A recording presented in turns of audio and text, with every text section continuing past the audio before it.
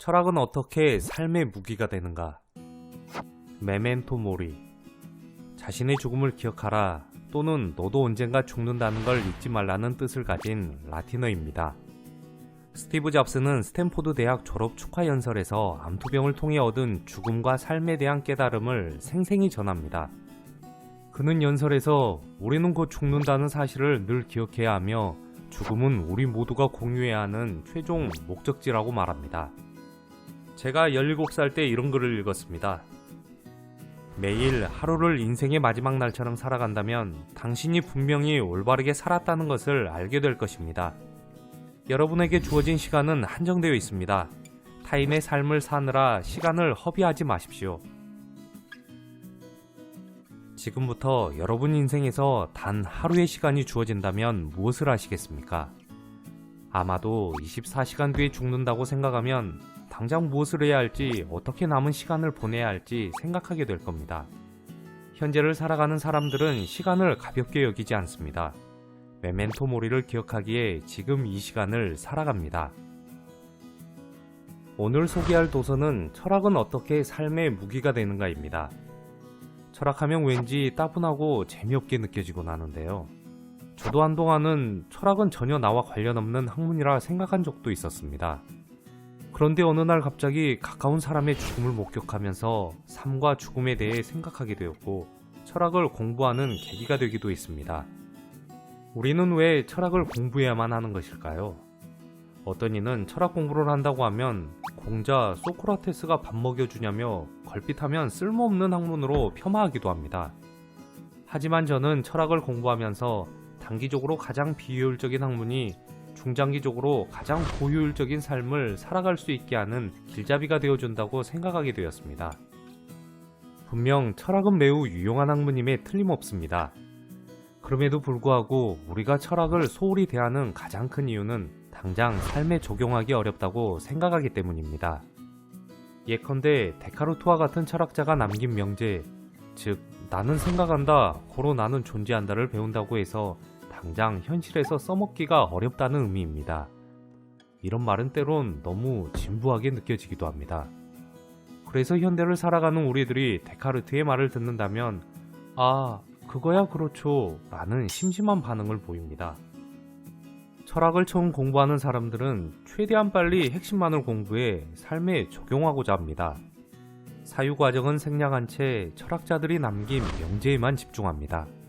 하지만 그들이 남긴 결론만으로는 우리가 배울 수 있는 것은 별로 없습니다. 중요한 것은 과정입니다. 그들이 세상을 관찰하는 과정, 사유의 태도 등을 함께 따라가다 보면 삶에 큰 자극이 될 만한 신선한 가르침을 얻게 될 것입니다. 오늘은 생각의 깊이를 넓혀주고 삶의 무기로 삼을 수 있는 세 가지 철학 사상을 살펴보고자 합니다. 1. 타뷸라 라사. 타뷸라 라사는 라틴어로 아무것도 쓰여있지 않는 석판이라는 뜻입니다. 영국의 철학자이자 정치 사상가인 존 로크는 사람의 심성은 태어날 때 아무것도 쓰여있지 않는 석판, 즉 타뷸라 라사와 같다고 생각했습니다. 당시 이 개념은 세습왕권과 귀족 신분의 정당성을 뒤흔드는 기폭제가 됩니다. 지금이라면 너무나 당연하게 여겨지는 사고관이지만 로크가 살던 당시 사회에서는 획기적인 것이었습니다.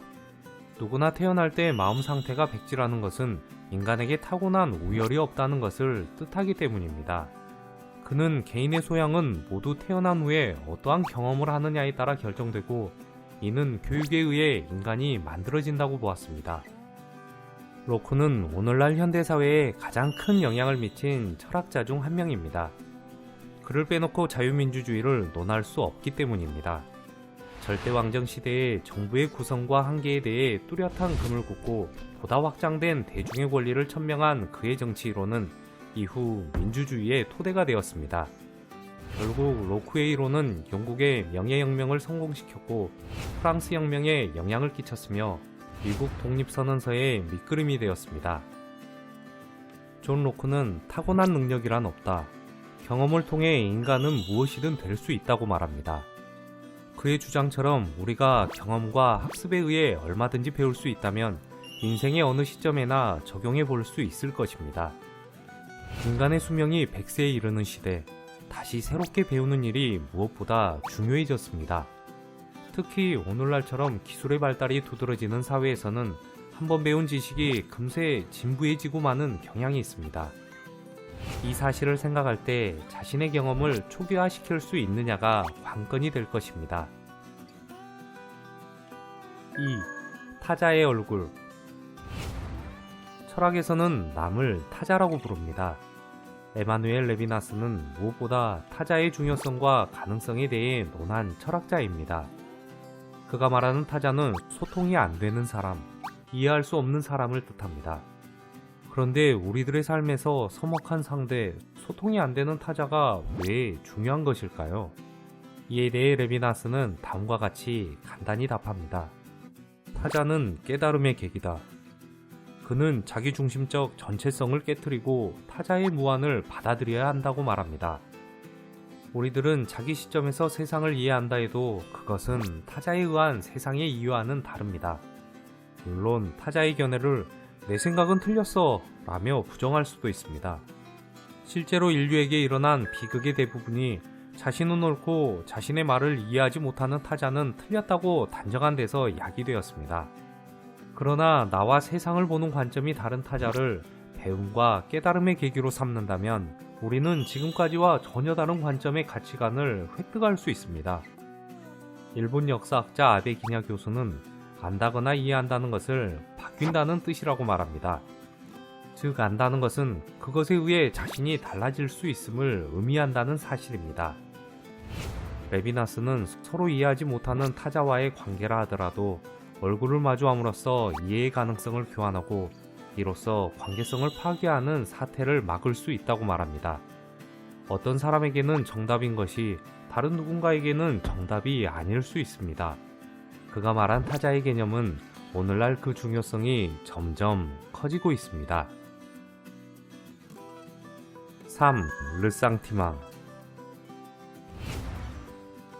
철학책을 보면 르상티망이란 말이 나옵니다. 약자가 강자에게 품는 질투, 증오, 열등감 등이 뒤섞인 감정입니다.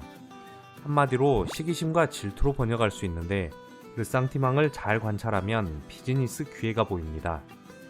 르상티망과 관련하여 재미있는 사례를 들려드리겠습니다. 여러분도 잘 알고 있는 여우와 신포도 이야기입니다. 어느 날 굶주린 여우가 잘 익은 포도송이가 주렁주렁 매달려 있는 포도나무를 보았습니다. 굶주린 여우는 갖은 수단을 동원해 포도송이를 따먹으려고 시도해봤지만 모두 헛수고였습니다. 포도송이는 여우가 도저히 닿을 수 없는 높은 곳에 매달려 있었기 때문입니다.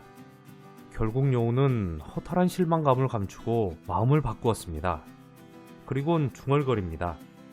이 포도는 엄청 신기분명해. 이런 걸 누가 먹겠어? 라며 가버렸습니다. 여우는 손이 닿지 않는 포도에 대한 분한 마음을 저 포도는 엄청 시다라고 생각을 바꿔 르상티망을 해소해버립니다. 프리드리히 니체에 따르면 열등감에 사로잡힌 개인은 르상티망을 해소하기 위해 다음과 같은 반응을 보인다고 합니다. 하나는 르상티망의 원인이 된 가치 기준에 순응하고 복종함으로써 그 감정을 해소한다고 합니다. 또 다른 하나는 르상티망의 원인이 된 가치 판단을 뒤바꾸면서 그 감정을 해소합니다. 쉽게 말해 누군가는 명품 가방을 구매함으로써 르상티망을 해소하는가 하면 또 다른 누군가는 자신의 가치관과 맞지 않는다고 생각을 바꿈으로써 르상티망을 해소하는 것입니다. 매년 새로운 상품을 출시하는 기업들은 철저히 르상티망을 이용합니다. 인간의 마음을 탐구함으로써 사업을 지속한다고 볼 수 있습니다. 기업이 르상티망을 관찰하여 돈을 벌듯 소비자 역시 자신이 무언가를 원할 때 그 욕구가 진짜 자신의 순수한 마음에서 비롯된 것인지 혹은 타인이 불러일으킨 르상티망에 의해 가동된 것인지를 판별해 볼 필요가 있습니다. 끝으로 김영철 연세대 철학과 교수는 철학의 힘이란 책에서 철학의 힘은 현실에서 힘이 없다는 사실에서부터 나온다고 했습니다. 아무리 철학 공부를 열심히 한다고 해도 바로 돈을 벌 수 있는 것도 아니고 권력이 생기는 것도 아닙니다. 그는 철학에서 무엇을 얻을 수 있을까에 대해 이렇게 답합니다. 바로 스스로 생각하는 힘입니다. 무엇이 쓸모 있고 없는지는 우리 스스로가 판단하는 것입니다. 철학만 공부하면 세상을 모르게 되는 건 맞습니다. 그런데 철학을 공부하고 바른 지식을 덧붙이면 세상을 확연히 볼 수 있게 됩니다. 철학은 숲을 보는 학문입니다. 세월이 지나면서 지혜가 더 우러나오는 그런 학문입니다. 감사합니다. 북올림이었습니다.